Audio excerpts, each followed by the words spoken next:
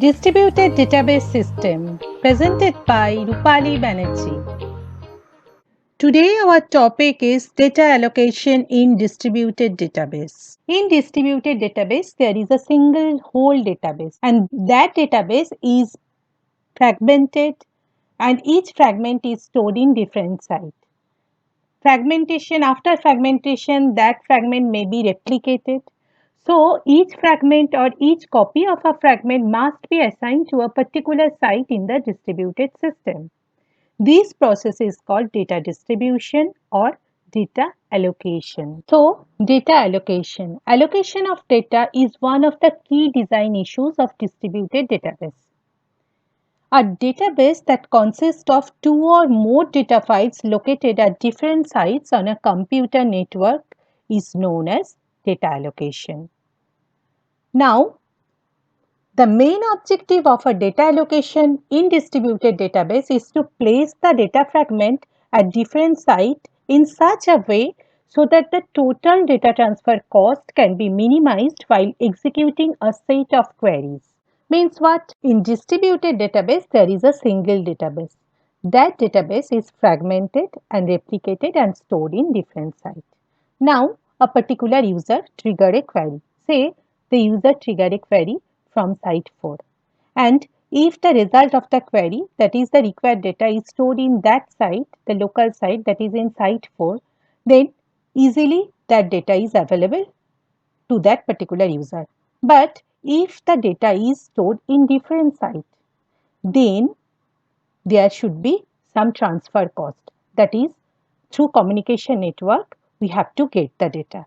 So data allocation is done, or the main objective of data allocation is that we have to place the data fragment at different site in such a way so that the total data transfer cost is minimum.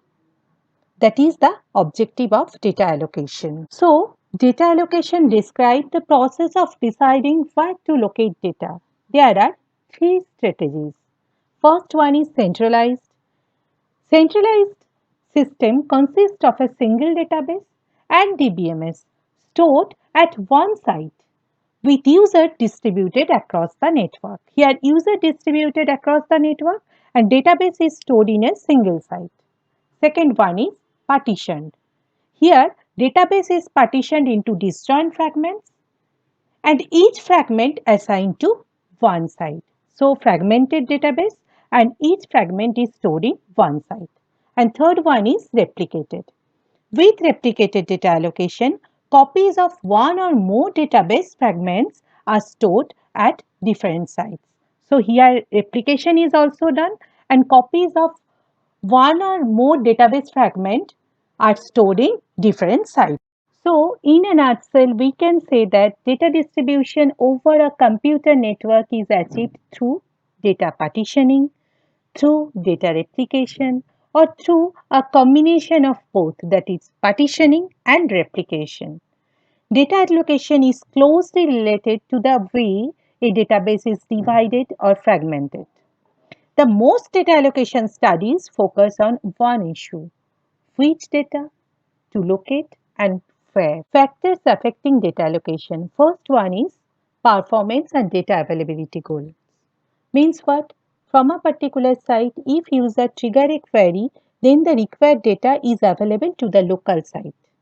That is, data should be available to the local site, otherwise transmission cost will be increased. It also depends on size, the number of rows, and the number of relations that an entity maintains with other entity. And third one is types of transactions, whether user want to read, whether user want to write or update, etc. to be applied to the database and the attributes accessed by each of those transactions. Questions for university exam.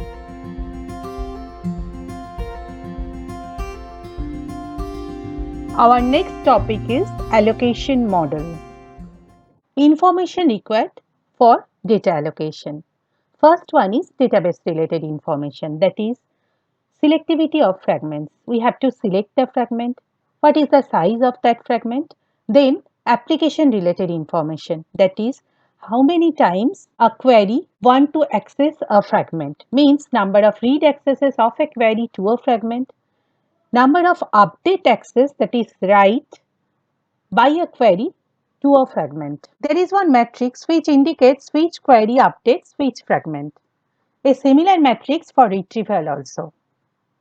And which one is the originating site of each query. Next, site information.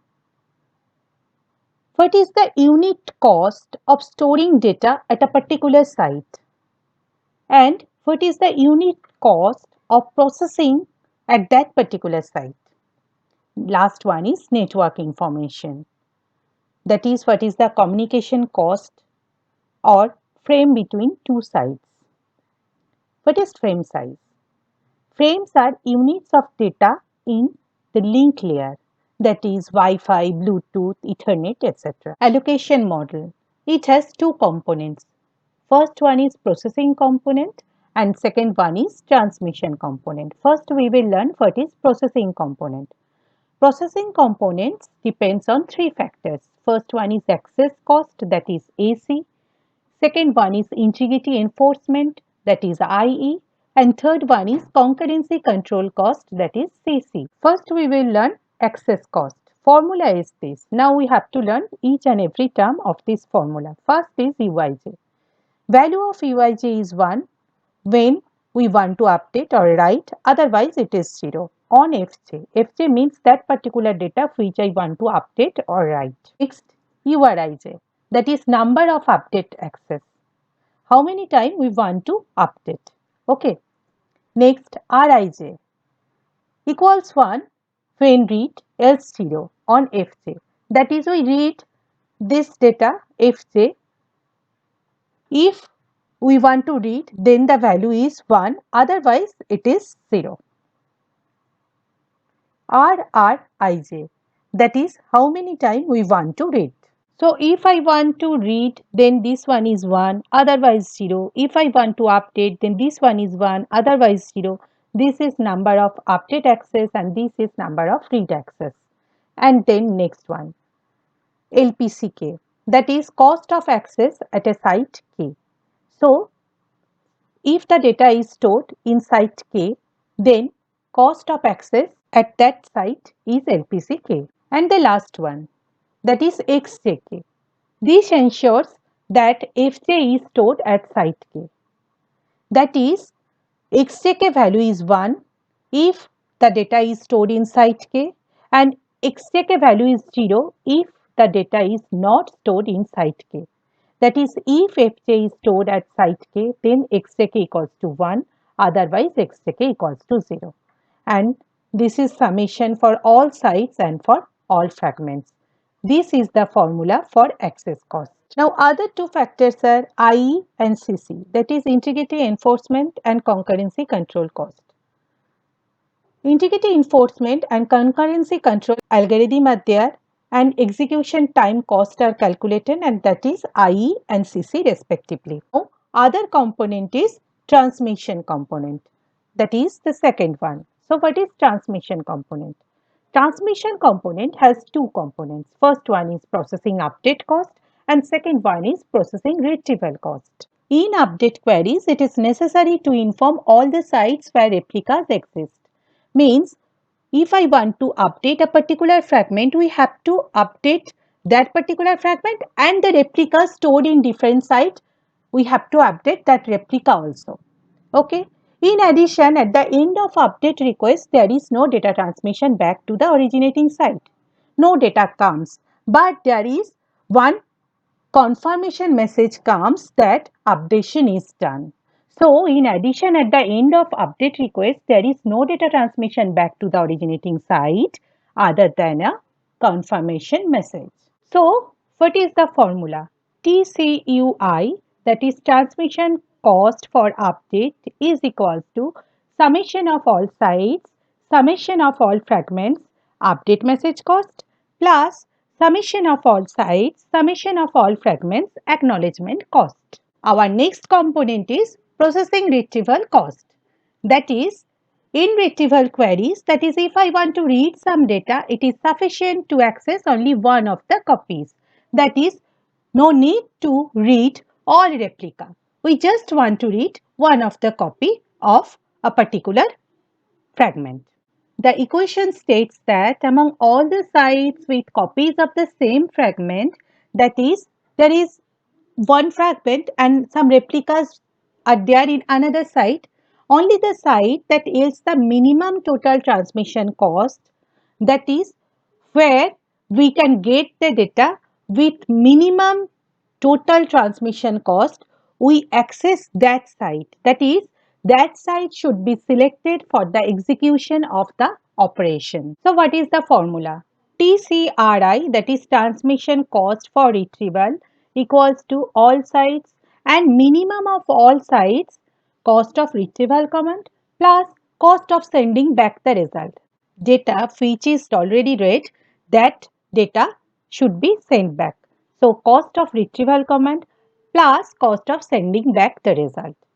Now, the transmission cost function for query QI can be specified as, so the total transmission cost is TCI, transmission cost, that is transmission cost for updation and transmission cost for retrieval. This is your university code.